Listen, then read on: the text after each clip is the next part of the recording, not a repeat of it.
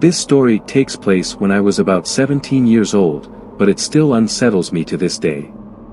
Back in May 2016, I started cycling more frequently.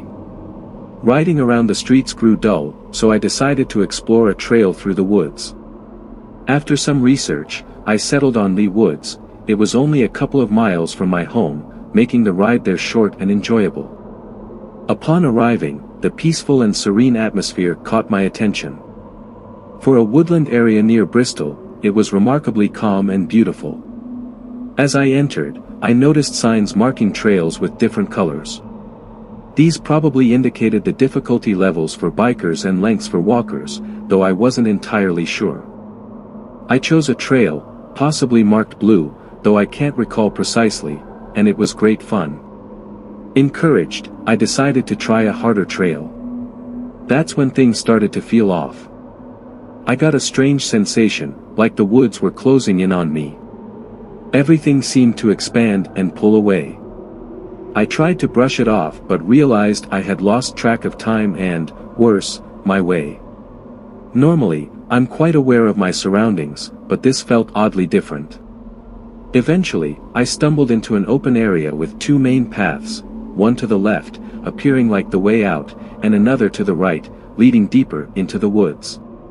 There was also a narrow trail that seemed unsafe. Despite my instincts telling me to turn back, I chose to follow it. After some distance, the trail became nearly impassable, too rough and bumpy to ride or even walk easily. I paused, staring down the path for reasons I couldn't explain.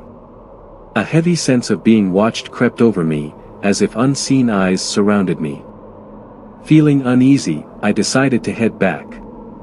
My bike tires were in perfect condition, yet something felt ominous as I retraced my steps. Returning to the spot where I first entered the trail, I felt that strange sensation of losing time again, but this time it was darker and more foreboding. I hadn't encountered a single person the entire time. The scene ahead was a sloping path with a steep hill on one side and a narrow river on the other, flanked by sparse trees and bushes. As I made my way up the path, I suddenly heard the sound of a woman crying. It seemed to come from behind a tree across the river. Confused, I slowed down, wondering why someone would cross the river just to cry there. Concerned, I approached the river to check, but the crying stopped, and no one was there. Feeling deeply unsettled, I turned and continued walking, picking up my pace. Not long after, the crying resumed, this time closer, directly across the river. Fear took over, and I started jogging. As I picked up speed, I heard rustling bushes and felt like something, or someone, was following me. The crying grew louder and more desperate. When I reached my bike, adrenaline pushed me to act quickly. But to my shock, the back tire was completely flat. There was no time to fix it, so I grabbed the bike and sprinted, holding it in front of me. My heart raced as I pushed forward, the crying still close behind. It felt like an eternity, though it was probably just a few minutes, before I finally reached the car park. As I emerged from the trail, the crying faded and seemed to move back toward where I first heard it.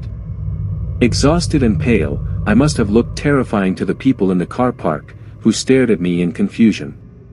When I reached the exit, I noticed something incredible. My bike tire was fully inflated again, as if nothing had happened. Without questioning it further, I jumped on my bike and sped away from Lee Woods as fast as I could.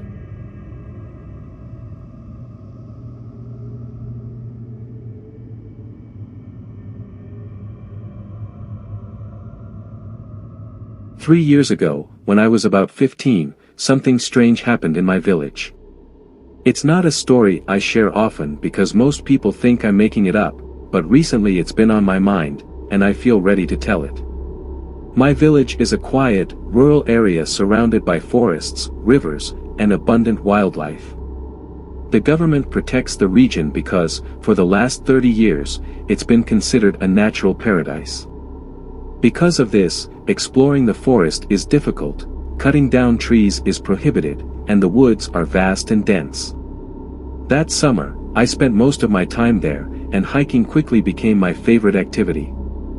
However, I'd never ventured into the woods alone before, always sticking to roads where others might be around. My grandmother mentioned that workers had recently cleared an old path, blocked by overgrowth for 3 decades, to prepare for an upcoming race in the area. Usually, I took a familiar road to reach the nearest town, about an hour's walk away. But one day, after visiting friends in town, I decided to try this newly cleared path. My grandmother assured me it was safe, and curiosity got the better of me. At first, the path seemed neat and easy to follow, with the bushes cleared away. It felt like a fun shortcut and a chance to experience something different. But in hindsight, choosing that route turned out to be a mistake. The initial stretch was manageable, despite a few obstacles and small landslides. Then came a steep hill covered in loose rocks, making it incredibly challenging to climb. I had to scramble on all fours to reach the top. When I finally made it, I noticed animal bones scattered around. I brushed it off, thinking about the wolves and bears that were common in the area at night. I started walking faster, a little on edge, but the path ahead seemed easier, flat and less obstructed. For a moment, I felt relieved, thinking the toughest part was behind me. Then, I encountered something unexpected. The trail abruptly ended. Several massive trees had fallen across it, perfectly aligned to block the way forward. It struck me as odd. There were no other fallen trees nearby, just these, as if they'd been placed intentionally. Beside the fallen trees stood an old, weathered barn in the middle of the forest, far from any homes or farms. Its presence felt eerie and out of place. Curiosity got the better of me, so I threw my bag into the field next to the barn and climbed over the fence. At first, I didn't notice anything strange, but then I realized the field was unnaturally clear. There were no trees, bushes, or tall plants, just open, empty ground. It didn't make sense.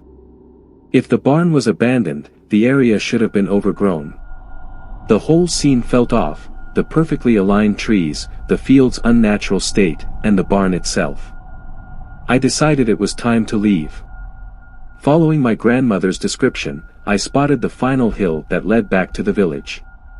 Relief washed over me, knowing I was almost safe. But as I approached the hill, an unsettling silence enveloped the forest. The usual sounds of birds and rustling leaves vanished.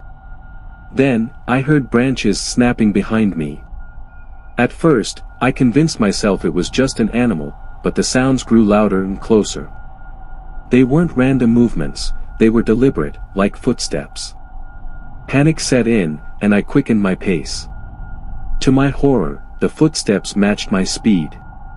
It felt as though something, or someone, was following me, keeping up no matter how fast I moved. My heart raced, and my legs seemed to move on their own. When I realized the footsteps weren't stopping, I broke into a run. The sound of heavy grunts filled the air, and everything seemed to blur together. I sprinted for my life, the fear driving me forward until I finally reached the edge of the village. I dashed into the yard of the first house I saw, which happened to be a relative's, and slammed the door behind me. Inside, I sat trembling, my heart pounding as I tried to catch my breath. It took about 10 minutes to calm down before I felt composed enough to head home. Even now, thinking about that experience sends chills down my spine. The eerie silence, the grunts, the sense of being pursued, I can't forget any of it. The barn, the fallen trees, and the strange field all seemed like traps meant to delay me. Since that day, I've never gone into the woods alone again, and I'm far more cautious whenever I venture out there.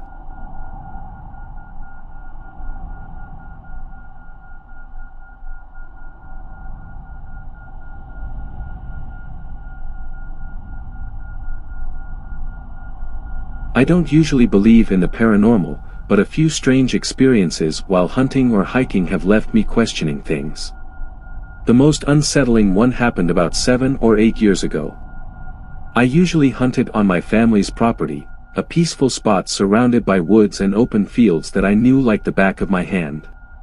But for some reason, I decided to try hunting on public land that day. Maybe I wanted to explore a new place or just try something different. The public land was much larger, with dense trees and unfamiliar trails. At first, it was calm and quiet, but as the day wore on, something about the place started to feel off. It was a fall evening, but the weather was unusually warm for the season. I drove to the access road and parked in the usual spot where most people leave their vehicles before heading in. As I got out, I noticed two older men nearby. They didn't seem out of the ordinary at first, but then I realized something odd. There wasn't a car or truck around that could have been theirs. They were both wearing hunter orange, which stood out against the woods. It struck me as a bit unusual, but I shrugged it off, thinking they might be backpackers or campers. There's a campground not far from that spot, and people often use the area to unwind for the weekend. Maybe they were just enjoying the woods before heading back to their campsite. They seemed friendly enough, chatting in a way that reminded me of local country folks. We exchanged a few words before they headed into the woods. I stayed in my truck for a while, scrolling on my phone, to give them a bit of a head start. I didn't want them scaring off any squirrels. After about 10 minutes, I followed the trail they'd taken. About a quarter mile in, the path curved to the left, but I heard a strange noise coming from straight ahead. It was louder than the rustling of squirrels or small animals. Curious, I stepped off the trail to investigate.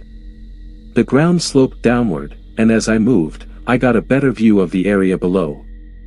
That's when I saw the two men again, but something about them wasn't right. Their movements were unnerving. They weren't walking like normal people. Instead, their motions were stiff and jerky, almost as if they didn't know how to use their knees or joints properly. It's hard to describe without seeing it, but their behavior gave me an overwhelming sense of dread. It was so unsettling that I didn't stick around to figure out what was going on. I backed away slowly and quietly, careful not to make any noise.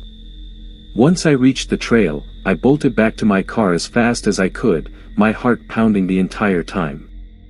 After that, I shared my experience with a few open-minded outdoorsmen in the area, people who are usually receptive to strange stories. But none of them had ever heard of anything like what I described. Over the years, I've searched online, hoping to find similar reports or explanations, but I've come up empty. To this day, I have no idea what I witnessed out there, but the memory still sends chills down my spine.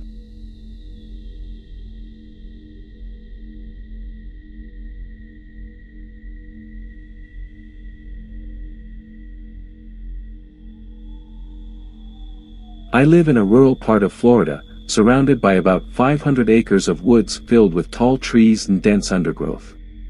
Scattered among the woods are a few open spaces where other homes and cow pastures can be found. Our house is set back from the main road, far enough that we rarely hear the sound of passing cars or trucks. It takes about 15 minutes to drive to the nearest store, so we usually stock up on supplies when we go out. Our yard spans about 5 acres, and we frequently see wildlife, including wild turkeys, armadillos, coyotes, and plenty of deer. The land used to be an old grape farm, so there are still small ridges in the soil where the vines once grew. A herd of 7 to 13 deer, including mothers and their fawns, often gathers in these ridges in the mornings. They seem to enjoy grazing on the gardenia flowers in our yard. We generally let them be and make sure to keep our dogs and chickens inside until they've moved on. A few months ago, I started getting up early to enjoy my coffee on the back porch. Watching the deer wander through the yard became a relaxing morning routine. They're most active around sunrise, stretching and grazing as they wake up. Over time, though, I noticed one deer that stood out. Unlike the others, this one would often stop and stare directly at the house. It seemed unusually focused, almost like it was studying us. While the other deer would eventually move along, this one would stay still for long periods, its attention fixed on the house. Even when I wasn't outside, I'd glance out the window and catch it standing there, watching.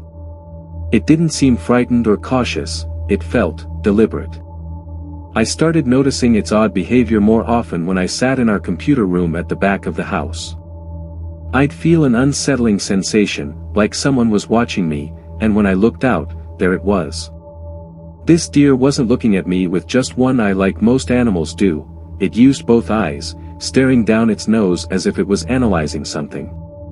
My mom noticed it too, and we both felt uneasy about it. Then one morning, thinking the deer had left, I let our dog out. Our dog is a big, gentle black dog who loves chasing birds and deer for fun. He usually loses interest quickly if they don't run, treating it more like a game. But that morning, as soon as he spotted the deer, he bolted toward the herd. About 100 feet away, though, he stopped dead in his tracks. His tail dropped, and he tucked it between his legs, something I'd never seen him do before. Following his gaze, I saw the same strange deer again. It was standing there, its head slightly tilted, nose pointed directly at my dog.